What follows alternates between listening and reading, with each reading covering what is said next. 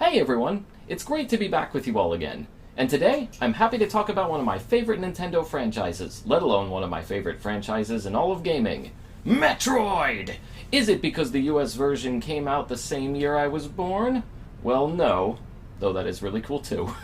With Metroid, Nintendo would pave the way for a new kind of action game, with a heavy focus on non-linear exploration instead of just blasting your way forward through each room. The games it would go on to influence are countless. But we're still talking about a game that is now over 38 years old. I'm getting old. How does it feel to play now? Does it even hold up under a modern lens? Suit up, and we'll see just how well the original Metroid for the Famicom Disk System and NES hold up today.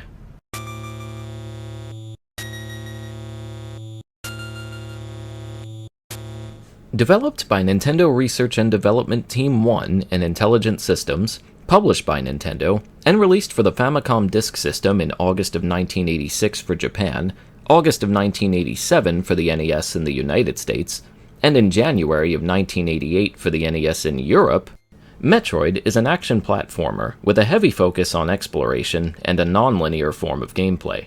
Foregoing the idea of simply moving in one direction or being unable to backtrack, this approach, alongside special and unique power-ups, would make this title stand out in multiple ways. But let's begin at the beginning. What's this game about? Taking place in the year of 20X5, the Galactic Federation discovers a mysterious type of being on the planet of SR-388, a life-draining creature designated as a Metroid. After bringing samples of this creature back to a space vessel for studying, the vessel is later attacked by a group of space pirates. Their goal? To rob the vessel of any Metroid samples they can, planning to use its abilities for biological warfare against their opposers. The Federation locates the base of the space pirates, a planet known as Zebes. After failing to stop an all-out assault on the base, the Federation sends in their best bounty hunter, Samus Aran, to infiltrate the base and destroy Mother Brain, a cybernetic supercomputer with human DNA controlling the base's defenses.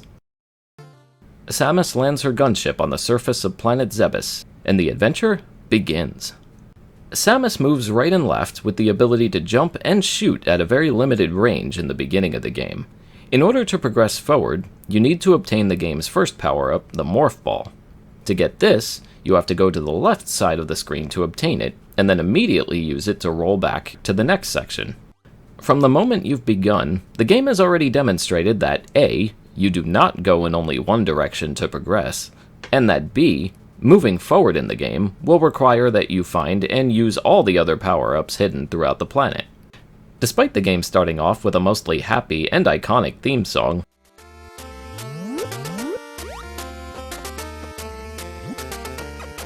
this music quickly begins to change as you explore the planet further, leading to all kinds of ambient and discordant sounds.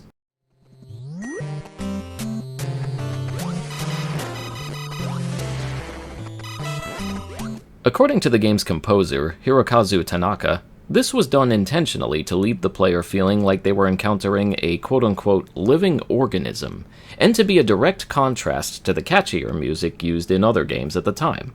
This ended up becoming a huge component to the game's atmosphere, which would often leave the player feeling isolated and alone. And that atmosphere is felt across the majority of titles in the series, with this one being the blueprint for it. Even with the 8-bit graphics of the time, you could still feel a distinct style alongside the off-putting sounds. And I still can't think of many games outside of Metroid that have ever managed to replicate this, including horror titles. Yoshio Sakamoto would later reveal that the iconic Ridley Scott movie Alien from 1979 served as a major inspiration for this game, and I would say that it certainly showed.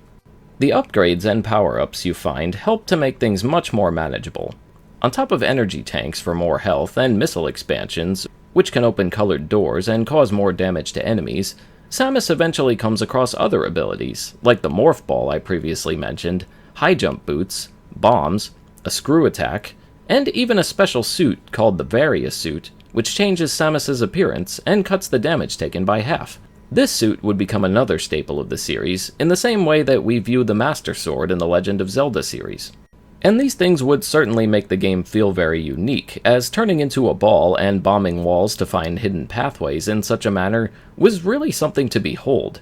Sure, you can bomb walls in The Legend of Zelda too, but the manner in which you do so is completely different here. The feeling of excitement you get when opening up a hidden pathway or locating a special item on a Chozo statue in this manner cannot be understated. In fact, it's a huge part of the overall experience. Although the game has less of an action focus to it, that does not mean there isn't any action to be found on Planet Zebes. On top of all your standard enemy types, the game has 3 boss encounters, including the final fight. These 3 characters, Kraid, Ridley, and Mother Brain, would also become series staples.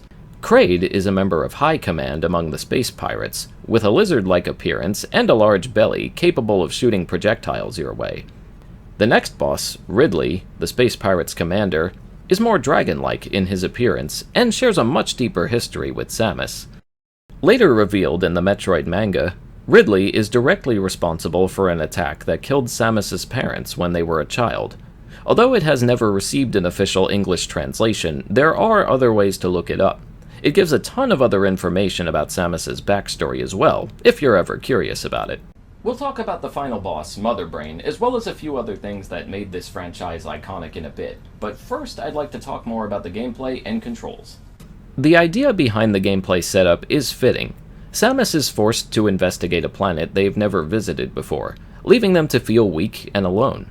As you progress through the game and obtain better power-ups and weapons, you begin to master the environment and begin to conquer your foes with ease and confidence. Due to this, the most difficult parts of the game are actually right at the beginning. You begin with a small amount of health and can easily be defeated in a few hits. Your beam has a small range that forces you to get in close with your enemies just to reach them, let alone defeat them. It's not until you progress into the game that you can eventually come across a beam with a longer range, and stronger weapons like the Ice Beam and Wave Beam. The Ice Beam allows you to freeze enemies and even jump and climb up them while frozen, while the Wave Beam has a longer range and can shoot through walls, making it helpful when trying to find other secrets. Movement is thankfully very fluid, if janky, and you can easily time your jumps and dodges both on the ground and mid-air. How you record your progress depends on whether you're playing the Famicom Disk System or the NES version of the game. In the Famicom Disk System version, you can save your game to the disk itself, while the NES version incorporates a password system instead. This was due to cost limitations, as Nintendo wanted to focus their resources on the batteries for the Legend of Zelda cartridge instead, which they rightfully believed to be the more profitable direction to take. So how does all of this hold up under a modern lens? Would a modern gamer be able to pick this up and get through it okay? They might have some trouble, for a load of reasons. A lot of the game's progression is based on trial and error. You move from area to area, going through similar looking hallways with no indicators about what to look for or where to go next. This turns into you having to shoot or bomb every spot you can find to move forward. This can get frustrating on its own, but when paired with the fact that you have no map or mini-map of any sort to track your progress, not so fun. There are a few other issues. In order to progress through certain parts of the game, you'll require the Ice Beam to help you freeze and climb up certain enemies to reach higher places. It's also possible to come across the Wave Beam, though it is not required. Switching between these two weapons actually requires you to go back to the location of where you found it originally and obtain or re-obtain it. This makes the process much more tedious than it has to be, and can extend your playtime in a way that feels unnecessary. Dying also forces you to retrek along the paths you already followed, starting again with the standard 30 health to boot, no matter how many energy tanks and health increases you manage to locate. To refill them, you're required to either farm enemy spawning locations to grab more health and missiles, or wait until you locate the next energy tank to fill the gauge up. This helps things if you're a speedrunner, but can be quite limiting for everyone else. Movement can also feel clunky in places, and there is a strange amount of lag during some sections as well. It's not game-breaking, but it is noticeable, especially during boss fights. The Famicom Disk System version of the game has slightly better performance in this area. Do these inconveniences make the whole thing bad or not worth playing? I certainly don't think so, but your age may have an impact on how you'd feel about this kind of thing.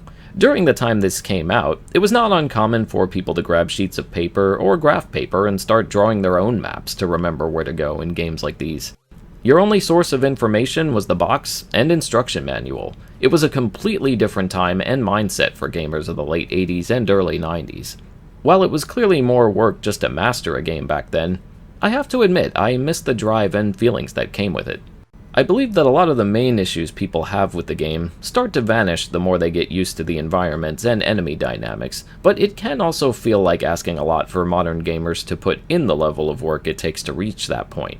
With that said, I'll also address the fact that this game does indeed have a remake that was made for the Game Boy Advance, titled Metroid Zero Mission. The general consensus regarding this game is that it is an excellent remake, even considered by many to be one of the greatest remakes of all time, alongside the Resident Evil remake on the GameCube and others. It was known for enhanced graphics, a new color palette, quality of life changes like a mini-map, and even marker placement, so you'd have an idea of where to go next.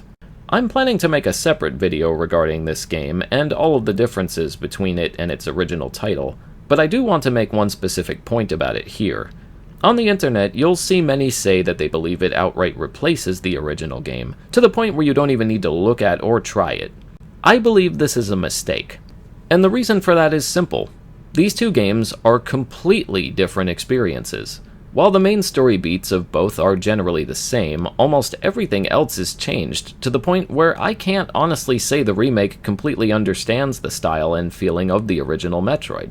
That's not to say it isn't an amazing game. I happen to absolutely love it, in fact. But I'm not okay with people trying to act like it's alright to simply disregard the original for it, as I believe you'd be missing out on a ton of factors that make Metroid what it is in the first place. Phew! Okay, back to the game. It's now time to talk about the game's final segments, and even more moments that would become staples for this series. Once you find yourself deep enough into Planet Zebes, you'll encounter the game's final boss fight, Mother Brain. Instead of your typical boss that jumps around or moves super fast, Mother Brain simply stays in one place while you have to dodge multiple defense cannons and blast away at its shell and the brain itself. Hope you stocked up on those missile and energy tanks. You'd be forgiven for thinking the game must end right there, but you'd be wrong. You now have exactly 1,000 seconds to reach the planet's surface before getting caved in. This surprise moment, with only seconds to escape, would not be the last, as multiple games in the series would later go on to do the same thing, but I won't spoil which ones here. Finally, after reaching the top, you were treated to one of 5 ending screens before the credits roll. If you managed to beat the game in a fast enough time, you were given one more surprise reveal.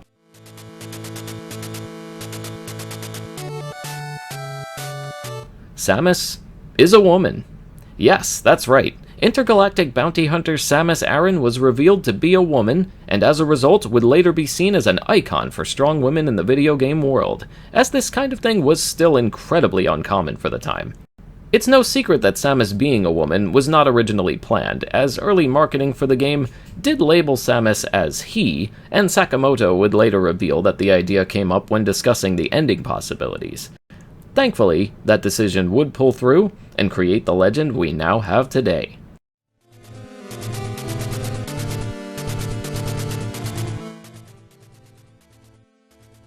Going back to how well this game holds up now, I would say that modern gamers will no doubt have difficulty adjusting to it. We are again talking about a title that throws you into an experience with little context, low health and firing range, and a confusing layout with absolutely no way to mark your steps. Many will likely give up within the first half hour due to this, and I don't blame them. But I hope you'll consider giving this a try anyway. Why? Well, I still believe the game's atmosphere and music are incredible, and the rewarding feeling you get when discovering a secret passage or power-up cannot be understated. The game's final moments are also iconic to this day, in terms of both its relevance to the Metroid series and gaming as a whole. Sure, you can stick with Zero Mission like many undoubtedly will, just don't go throwing this one out completely, okay? And that's gonna do it for this video. Thank you all so much for watching. Have you played this game before yourself? Let me know your thoughts in the comments below. And if you're feeling generous, please consider supporting my Patreon, where awesome people like Brandon, Cielo, and Jedi Dude all help to keep this channel going. And what's next for me? Well, you know, I had so much fun making this one, I thought we'd delve right into Metroid 2 Return of Samus next. I hope you all look forward to it. Take care.